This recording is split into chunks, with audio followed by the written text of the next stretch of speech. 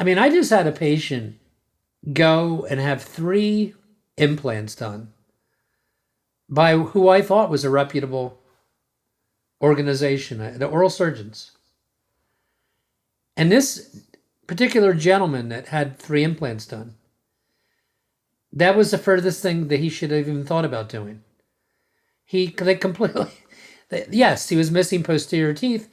The existing dentition was completely worn, tremendous loss of vertical dimension of occlusion. There's no way that's where that case should have started.